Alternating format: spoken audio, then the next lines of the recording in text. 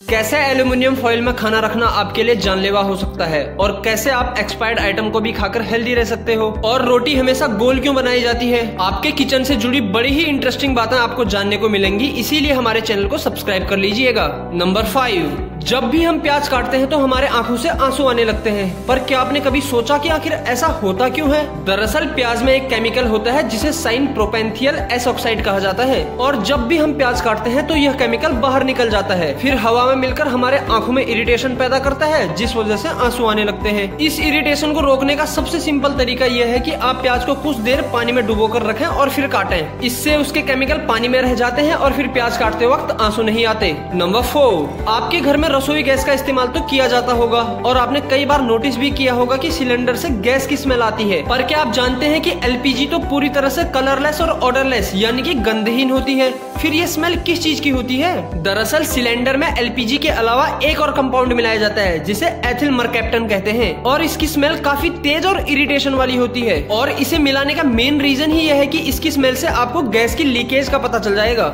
Number 3, अगर आप aluminium foil में खाना रखते हो तो सावधान हो जाइए, क्योंकि यह खाना आपकी मौत का कारण भी बन सकता है। आजकल की भागदौड़ भरी जिंदगी में खान पान की आदतों में बदलाव तो आया ही है, साथ ही साथ खाना पकाने और पैक करने के तरीके भी बदल चुके हैं, और पैकिंग में कागज और कपड़े की जगह अब एल्यूमिनियम फॉइल ने ले ली है। लेकिन WHO के अनुसार इस तरह का खाना हमारे सेहत के लिए हानिकारक होता है, और जिन लोगों को हड्डियों से रिलेटेड बीमारियां पहले से हैं उनके लिए तो और भी ज्यादा नुकसानदायक होता है। डॉक्टर्स भी कहते हैं कि एल्यूमिनियम फॉइल में गर्म खाना रखने से कई तरह के केमिकल सीधे हमारे बॉडी में जाते हैं, जिससे पेट संबंधी रोग, नोजिया, एक्जिमा, अल्जाइमर और कैंसर तक की बीमारी होने का खतरा बढ़ जाता है। तो भैया सावधान रहिए, सुरक्षित रहिए और एल्यूमिनियम फॉइल का इस्तेमाल कम से कम करिए। नंबर 2, गोल रोटी खाने में तो सभी को अच्छी लगती है, पर बनाने में भाई साहब अच्छे के पसीने छूट जाते हैं। लेकिन सवाल आता है कि आखिर रोटी गोल ही क्यों बनाई जाती है? दरअसल रोटी के गोल होने के कारण वह अच्छी तरह से फूलती है और पकती है, जो खाने में स्वादिष्ट तो होती है, साथ ही साथ अच्छे से पक जाने से हमारे सेहत पर इसका कोई बुरा प्रभाव भी नहीं पड़ता। अक्सर आपने देखा होगा कि जो ट्रायंगुलर पराठे होते हैं वो गोल रोटी की तरह नहीं फूलते और ना ही पूरी तरह से पकते हैं, और ज्यादा देर पकाने से जल भी जाते हैं। यही रीजन है कि रोटी को गोल बनाया जाता है। नंबर 1, आप अक्सर बासी खाना या एक्सपायर्ड आइटम को नहीं खाते होंगे और खाना भी नहीं चाहिए, लेकिन क्या आपको पता है कि आपके किचन में कुछ आइटम्स ऐसे हैं जिन्हें आप एक्सपायरी डेट के बाद भी यूज में ला सकते हो?